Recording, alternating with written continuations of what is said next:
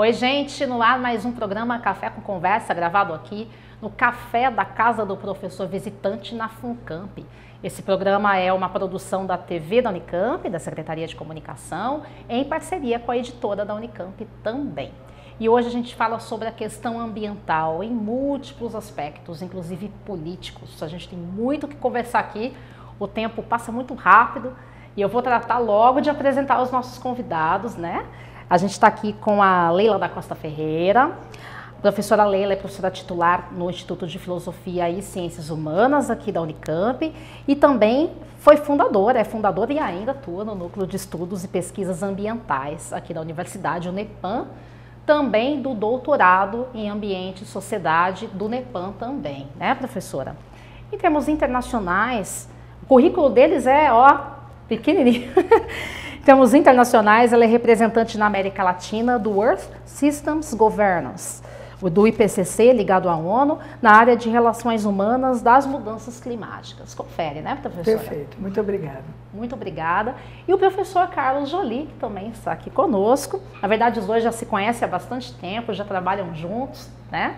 O professor Joly atua no Instituto de Biologia como professor, também é um dos fundadores do doutorado em Ambiente e Sociedade da Unicamp, é coordenador do projeto Biota FAPESP e atualmente preside o comitê científico do IPBES, ligado às Nações Unidas, é a plataforma intergovernamental de biodiversidade e serviços ecossistêmicos. Muito obrigada pela presença de vocês aqui.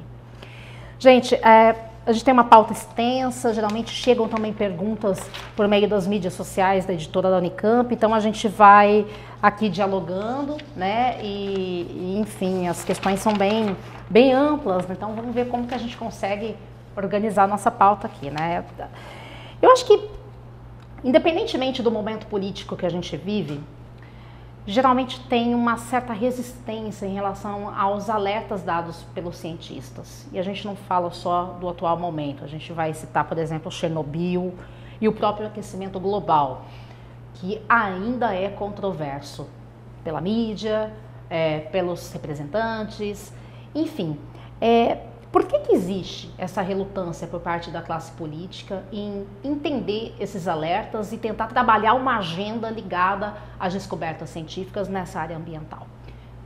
Aberta a palavra, quem quiser começar, fique à vontade. Posso começar. Primeiro, é um grande prazer estar aqui com vocês todos, com o Joly especialmente. Muito obrigada pela editora, dar convite da TV. Enfim, o tema é muito amplo e muito complexo, então eu vou tentar ser o mais sintética possível para ouvir o Joly também. A questão de Chernobyl é muito elucidativa. Quando eu estava no meu doutorado, eu ganhei uma bolsa das Nações Unidas e fiquei morando 6 meses na Universidade de Moscou. Isso foi em 1991. E tinha acabado de acontecer Chernobyl. E ninguém falava sobre esse assunto. E eu imaginava que aquilo era uma loucura total. Enfim, vocês agora, todo mundo assistiu o documentário sobre Chernobyl, a série sobre Chernobyl, e é muito elucidativa de mostrar quanta resistência existe em relação a esse problema, porque é uma questão política, né? É uma questão assim, onde está a verdade. E do ponto de vista das mudanças climáticas é a mesma coisa, não há a menor dúvida do ponto de vista científico sobre a questão das mudanças climáticas e a sua relação com a ação humana. Mas os políticos têm necessidade, às vezes, não os políticos sérios, obviamente, mas os políticos menos sérios, em negar isso tudo, porque isso tudo diz respeito ao nosso cotidiano, diz respeito ao nosso processo de consumo, diz respeito ao nosso processo de desenvolvimento. Enfim, isso tudo mexe com estruturas societárias muito elementares para que os políticos saibam lidar com isso tudo. Isso é um pouco que eu posso falar muito rapidamente. O professor Joly comentou em um artigo do Jornal da Unicamp, publicado no começo de 2018, né, sobre ele cita aqui o descompasso entre o conhecimento científico e a política ambiental. Esse tema também foi tocado recentemente no programa Ciência Aberta, produzido pela agência FAPESP, nossa parceira também, né, da Secretaria de Comunicação. Isso foi tocado por você, em relação, o professor Assad também comenta sobre as mudanças climáticas. Professor, como que você avalia essa questão? O descompasso parece que só piora? Infelizmente, nós estamos num momento em que houve uma piora significativa nessa questão de tratar a informação científica como uma ferramenta, como uma base para aperfeiçoar políticas e decisões, né? Eu acabei de ouvir na rádio que na próxima segunda-feira, quando acontece o evento de clima nas Nações Unidas, o Brasil não será um dos países a falar porque não apresentou um projeto para a redução das suas emissões de gás de efeito estufa, além do compromisso que já foi tomado em Paris. Então, essa questão ela se coloca em vários níveis. Algumas vezes a gente tem sucesso. Por exemplo, no programa Biota, nós produzimos uma base de informações que foi, então, utilizada pela Secretaria do Meio Ambiente para aperfeiçoar políticas de criação de unidade de conservação, políticas de restauração da vegetação nativa no Estado. Enfim, aquela base foi importante para essa tomada política e continua sendo utilizada e continua sendo atualizada. Por outro lado, nós tivemos experiência no Código Florestal, onde a SBPC e a Academia Brasileira de Ciências produziram um documento muito forte, mostrando que aquelas mudanças eram altamente prejudiciais, e o Congresso ignorou completamente e aprovou o Código Florestal com todas as alterações. Então, quando isso se projeta para o nível internacional, que é o que a gente tem vivenciado mais ultimamente, quando um governo muda radicalmente de posição, como aconteceu com o governo brasileiro, isso causa um estranhamento muito grande, porque são compromissos que foram assumidos, se imagina que seja uma política de Estado. E, na verdade, você descobre que isso não se sustenta e que depende do governante que tiver no turno de presidência. Agora, veja, professor, é curioso, porque a gente está vendo um movimento internacional muito grande em relação ao que está acontecendo no Brasil, essa questão das queimadas, né, o posicionamento do governo brasileiro sendo extremamente criticado no plano internacional, mas, ao mesmo tempo, nosso trabalho ali, aqui a nossa economia é muito ligada à questão exportadora, né? É muita exportação de agropecuária, de recursos minerais, enfim, é algo lucrativo para essas empresas também. Esse paradoxo existe, como é que está sendo? Tem uma mudança de modelo de negócios do plano internacional em relação a isso, porque se pensa mais em relação ao meio ambiente, se critica mais o Brasil. Enfim, como que vocês veem essa política, essa agenda de economia versus meio ambiente, né?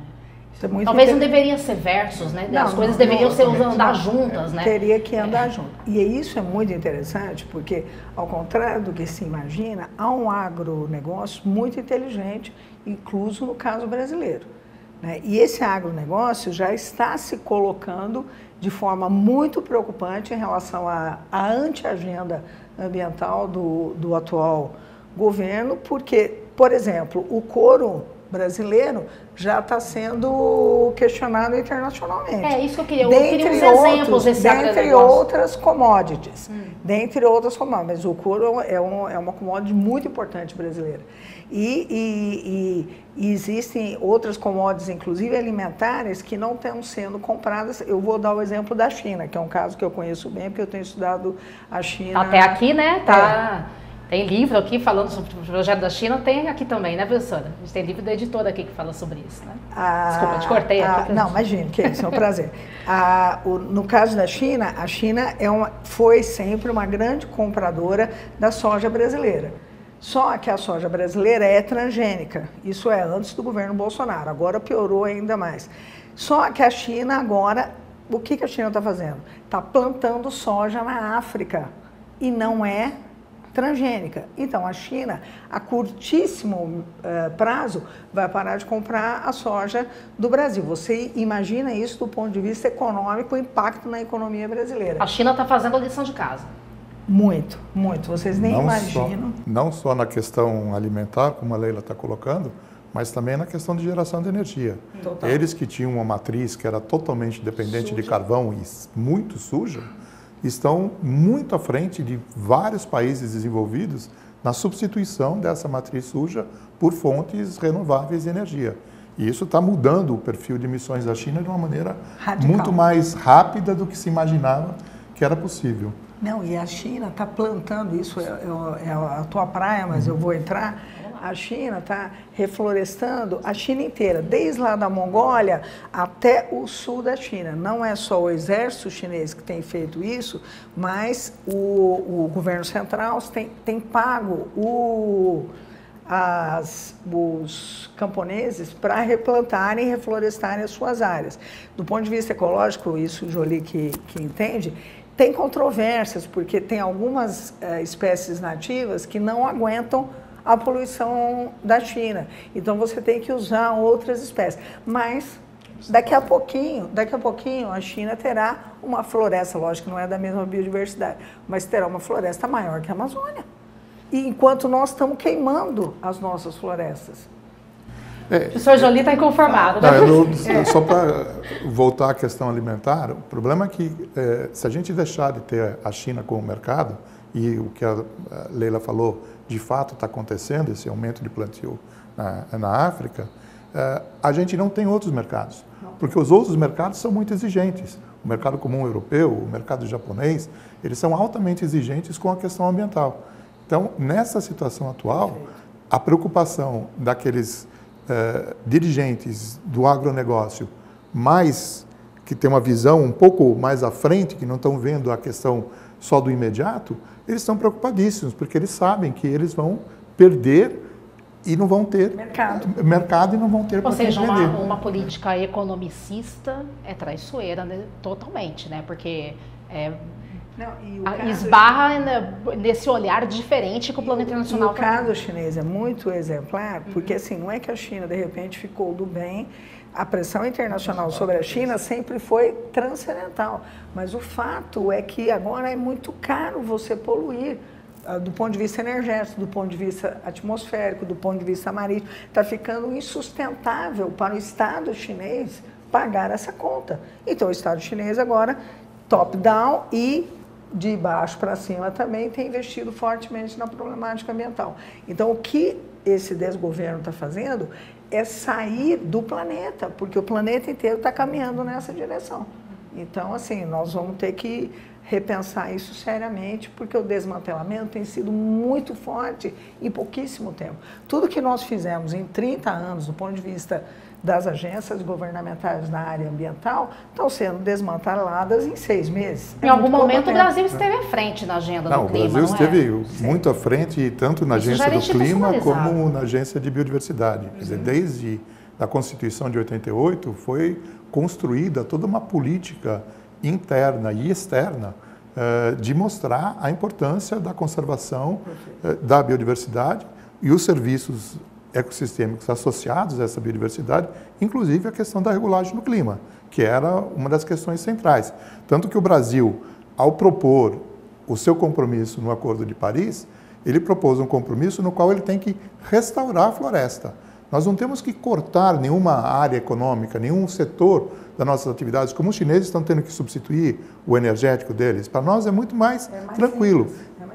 Não estamos fazendo a restauração e estamos desmatando mais a Amazônia. Hoje saiu um dado, aliás, ontem, do Human Rights, que 13% do desmatamento é a carne, exportação de carne é responsável por 13% do desmatamento. Então, isso vai ter uma repercussão na Europa imediata. Então, você já tem alguns países europeus que estão dizendo, nós não compramos mais carne do Brasil, porque nós não queremos ser indiretamente responsáveis pelo desmatamento que está acontecendo lá. E essa questão da restauração que a Leila falou, ela é interessantíssima, porque ela gera uma cadeia produtiva. Total. Você dá emprego para mão de obra não especializada, que é o emprego que mais falta no país, que é você produzir as mudas, você cuidar dessas mudas, você fazer o plantio das mudas e fazer o acompanhamento. Isso qualquer pessoa com treinamento de um dia é capaz de fazer. Você precisa do especialista para selecionar as sementes que você vai usar para as mudas e fazer o desenho experimental de como é que isso tem que ser plantado. Todo o resto do processo gera muito emprego. Na década de 80, eu trabalhei num projeto de restauração de vegetação na bacia do Jacaré-Pepira, onde nós, no viveiro de produção de mudas, usávamos reeducandos. Então, você dá uma opção de trabalho e um trabalho que pode ser de longo prazo, se você monta essa cadeia de produção de muda, plantio de venda da muda, plantio de muda e acompanhamento, que é excelente. Tudo que a gente precisa. E para um país que tem em torno de 13 milhões de brasileiros desempregados, esse dado é fundamental. Olha só, a identificação das oportunidades aí no Nós estamos falando em economia, nós não estamos falando única e exclusivamente em conservação, as coisas estão totalmente interligadas. Pessoal, eu vou para o factual. Esse programa está sendo gravado no dia 18 de setembro. Provavelmente, ele não vai ao ar até o dia 20 de setembro, mas eu acho que é importante a gente tocar num evento que está planejado para o dia 20, que é a greve geral, a greve mundial pelo clima. Há muitas propostas em relação a esse grande evento, envolvendo muitos países. O professor Carlos e a professora Leila, eu acho que podem comentar um pouquinho a respeito, mesmo que quando esse programa estiver aí ao ar, se estiver assistindo, o evento já tenha passado, mas eu queria tocar nesse aspecto, porque é um movimento mundial, né, aí previsto. Eu acho fantástico essa juventude. Como eu sou uma leitora do Ulrich Beck, que é um sociólogo que fala da franja política e da importância da juventude nas mudanças sociais. Infelizmente, ele faleceu antes dessa menina fantástica da Greta tá fazendo aparecer. Eu acho impressionante isso. Ela mobiliza corações, mentes e corações. Mas está indo além dos estudantes, né? Assim. O movimento agora, não, começou com eles na Europa, agora é mundial e todo mundo está acompanhando e está apoiando. Eu sou totalmente favorável a esse tipo de movimento, porque a grande maioria da população tem que se conscientizar da importância das mudanças ambientais globais, incluso as mudanças climáticas. Então, uma greve global é muito interessante e muito importante do ponto de vista sociológico. Então, eu vou estar na rua junto com a juventude. Olha só, então o Brasil vai ter um movimento brasileiro também. Vai ter repercussão. Como é que está, professor, aqui no Brasil. Tem várias entidades que têm trabalhado na organização, desde não governamentais, como também a SBPC tem se movimentado para dar apoio à realização desse evento e trazer o debate para a nossa situação, né, que é bastante crítica no momento. Então, eu acho que vai ter uma repercussão bastante grande no país e vamos ver o que acontece, quais são as opções que cada país vai ter para fazer os seus protestos e organizar os seus protestos. Muito bem, falando em opções, né, fica então aí, vamos acompanhar, vamos ver o que acontece aí com essa greve, né. Falando em opções, queria tocar um pouco especificamente na questão latino-americana, né, a gente tem a riqueza de biodiversidade, o professor Joly pode aqui validar isso, mas ao mesmo tempo uma exploração colonial muito forte, um histórico de explorações e de não total aproveitamento dessas riquezas, mas sim isso sendo fonte de recursos para os países mais ricos, né? Nessa situação, qual seria a solução mais prática em relação ao caso específico da América Latina, em relação à exploração sustentável do meio ambiente? E, inclusive, novamente comentando, né, que um dos livros que estão aqui divulgados, que a gente divulga aqui e editados pela editora da Unicamp, toca justamente na questão da América Latina, né, da organização da professora Leila, que está aqui com a gente. Tem outras edições também que vocês podem acompanhar pelo site da editora e adquirir também. Então, eu acho que tem dois pontos aí que eu acho que merecem ser discutidos e depois eu queria ouvir um pouco o Joly. Primeiro ponto, nós somos países mega diversos. Nós somos países com uma cultura, né, diferenciada muito grande. A América Latina como um todo e o Brasil especialmente. Além de tudo, o Brasil tem uma extensão territorial enorme, enorme. Então, assim, eu acho que não adianta a gente se colocar na contraposição sempre em relação aos países do Norte. Eu acho que isso já não é mais o caso. É óbvio que nós temos que lidar com o fato que somos países do Sul, que seremos os mais atingidos pelas mudanças climáticas, as populações vulneráveis serão certamente as mais atingidas, mas a gente tem que fazer a nossa lição de casa, né? E o Brasil, particularmente, quando saía na frente sobre a questão ambiental e se continuasse saindo na frente, estaria numa agenda internacional absolutamente importante, né? Então, nós estamos perdendo um espaço político na geopolítica internacional que é insustentável. E o Brasil pode retomar essa posição, dada a sua mega diversidade, dada a sua multiculturalidade, dada a sua extensão territorial. Enfim, eu acho que nós somos um país, eu odeio essa coisa, um país do futuro e tal. Não, nós só não somos o país do presente porque ainda não percebemos a nossa importância política, econômica, social e particularmente ambiental no nível internacional. Então, eu acho que está na hora da gente acordar para isso definitivamente, parar com essa coisa de que os países vão ter que pagar, a gente ainda quer crescer, quer se desenvolver. Para quê? Crescer e se desenvolver de que forma? Para quê? Né? Nós temos várias formas de crescimento e de desenvolvimento. Você concorda, Júlio? Eu concordo plenamente. Primeiro, o Brasil é o número 1 em termos de biodiversidade e serviços ecossistêmicos. Nós terminamos recentemente pela Plataforma Brasileira de Biodiversidade e Serviços Ecossistêmicos um diagnóstico brasileiro, repetindo o que foi feito com o diagnóstico global feito pela plataforma intergovernamental. Está divulgado, está no site da plataforma, é livre, de livre acesso, realmente reúne ali o que nós gostaríamos que fosse utilizado para o aperfeiçoamento de políticas. E uma das coisas que a gente destaca, e isso é muito também forte dentro do IPBS a nível internacional, é a questão dos conhecimentos tradicionais indígenas, que sabem muito bem como usar de forma sustentável vários recursos. Eles talvez não tenham a escala que a gente necessite, mas a gente está perdendo esse conhecimento, ou por ignorância, porque a gente acha que a ciência vai resolver todos os problemas, ou simplesmente porque eles estão desaparecendo, porque as culturas indígenas estão ameaçadas tremendamente como a nossa biodiversidade. Então, se a gente pegar alguns exemplos que dão certo, e o açaí, por exemplo, é um excelente exemplo, porque virou uma commodity de exportação de importância na nossa balança comercial, mostra como a gente poderia estar numa situação muito diferente se a gente utilizasse os nossos recursos, mantendo floresta, usando esses recursos para a sustentabilidade da floresta. Uma outra área que é importantíssima e que é muito pouco desenvolvida no Brasil é a questão de usar os produtos naturais, a química de produtos naturais, para a indústria farmacêutica, de cosmética, de alimentos. A gente tem grupos fantásticos de pesquisa no Brasil. Eles geram toda essa informação, mas a gente não tem a articulação para que isso vá para o setor produtivo e que isso efetivamente chegue ao mercado e retorne economicamente. Então, o que a gente faz você derruba a floresta, coloca gado, depois do gado você coloca soja, então mas nós melhoramos o rendimento econômico dessa região. Mas quem foi beneficiado não é a população que estava naquela região. Aquela população foi deslocada para uma beira de cidade. E quem se beneficiou foi alguém que possivelmente mora numa grande cidade e que está enriquecendo um pouco mais com aquela exploração. Então, isso não traz o desenvolvimento.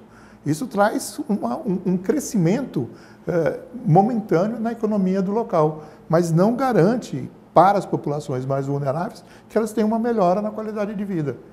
Ou seja, o que o Jolie está falando é que a floresta em pé, ela vale muito mais do que a floresta queimada e derrubada. Devastado, Excelentes depoimentos, mas o cenário não é nada excelente, né? Então, enfim, vamos lá. Tem uma parte de perguntas que o pessoal envia por meio das redes sociais, né? Da editora da Unicamp, Instagram, Facebook, Twitter. Então, eu vou compartilhar um pouquinho a pauta aqui também. Vamos ver o que tem aqui para os nossos convidados. A Mariana Berst, acho que é assim que fala sobre o nome dela. Oi, gostaria de saber se se estima alguma possibilidade de reversão dessas políticas, em quanto tempo? Se sim, quais seriam as estratégias que poderiam ou deveriam ser adotadas? Na verdade, a pergunta dela meio que amarra essa gravação, né, esse programa, porque a luz no fim do túnel, sim, eu acho que as respostas que foram dadas até aqui mostram que existe sim uma luz no fim do túnel, mas em quanto tempo, ainda dá tempo, o que a gente tem que continuar fazendo, o que a gente tem que mudar, enfim. Obrigada, Mariana, pela pergunta. Obrigada, Mariana, pela pergunta. Eu vou dar o exemplo do Trump. Né? O Trump tem também feito um forte processo de desmantelamento das agências governamentais ligadas à área ambiental, etc., etc. Entretanto, os estados norte-americanos e as cidades norte-americanas estão mais dentro do Acordo de Paris do que nunca. Né? A sociedade americana está totalmente mobilizada em relação aos problemas ambientais, incluso os problemas climáticos. Então, assim, o fato é que há uma grande diferença entre o Brasil e os Estados Unidos. Os Estados Unidos são uma democracia muito consolidada. Né? Nós moramos lá, a gente sabe como é que é isso. Agora, o Brasil é uma democracia quase adolescente. É uma democracia muito jovial. Então, assim, a gente tem que nos ater aos nossos processos democráticos de uma forma muito clara, muito forte e pensarmos, inclusive, em consolidarmos a nossa ciência, que é uma ciência muito boa, muito séria e que tem se contraposto, a tudo isso que tem acontecido, vide o caso do INPE. Então, eu acho que é por aí que a gente tem que caminhar. Tem inclusive uma questão que diz, o Lucas Toledo comenta isso, desculpa, professora, ele fala qual seria o papel da comunidade científica no combate a essa crise. Eu acho que está um pouco nessa linha também, né, professora? Só aproveitando aqui. Eu acho que uma das coisas que a gente precisa pensar é que, primeiro, nós não vamos parar de trabalhar, nós não vamos parar de lutar e colocar as nossas opiniões. A gente tem as nossas entidades, a SBPC, a Academia Brasileira de Ciências, a gente tem grupos que se organizaram, como a Colisão Ciência e Sociedade, que semanalmente publica em diferentes meios questões, notas científicas sobre as questões ambientais. A gente tem a plataforma brasileira que tem feito isso. E a gente tem que lembrar que, apesar das lideranças estarem hoje numa agenda negativa, numa agenda de destruir as instituições que comandam, a equipe técnica que está nessas instituições permanece. E é uma equipe técnica de qualidade, seja no MMA, seja no Ministério de Relações Exteriores, seja no Ministério de Ciência e Tecnologia, e é com esse pessoal técnico que a gente tem que continuar trabalhando, porque em algum momento haverá mudanças. E quando essas mudanças acontecerem, os subsídios têm que estar lá, mais do que nunca, para a gente reverter esse quadro negativo que foi criado. Então, eu acho que a gente se desespera a cada notícia. Minha esposa, às vezes, me proíbe de ver alguns programas de notícias, porque eu fico tão angustiado na frente da TV, mas a gente não pode deixar isso impedir que a gente continue trabalhando. Né? É o que a gente tem feito. E formar a gente, que eu acho que a contribuição maior que a gente dá é na formação de recursos humanos que vão dar continuidade a esse trabalho. Governos mudam, políticas mudam, nós precisamos estar preparados quando essas mudanças vierem, de estarmos realmente prontos para uma aplicação, uma utilização do conhecimento científico para melhorar essa situação que nós vivemos hoje. Mas essa coisa da formação formação profissional? É fantástico isso que o Jolie está falando, porque nós somos professores aqui na Unicamp há mais de 30 anos. Eu nunca tive uma demanda tão grande nos meus cursos quanto agora. Eu dou sociologia ambiental, eu dou sociologia das mudanças climáticas, dou teoria social e ambiente. Eu tenho tido um número de engenheiros, um número de biólogos, pessoas de outras áreas que vão fazer que nunca me procuraram tanto quanto agora. Então, eu acho que, para o bem ou para o mal, as pessoas estão ligadas. E isso tem me animado muito. Eu entro em sala de aula, às vezes, muito cabisbaixo, e saio da sala de aula com a cabeça levantada. Porque é por aí que a gente tem que ir, entendeu? Não vai deixar a peteca cair de forma alguma.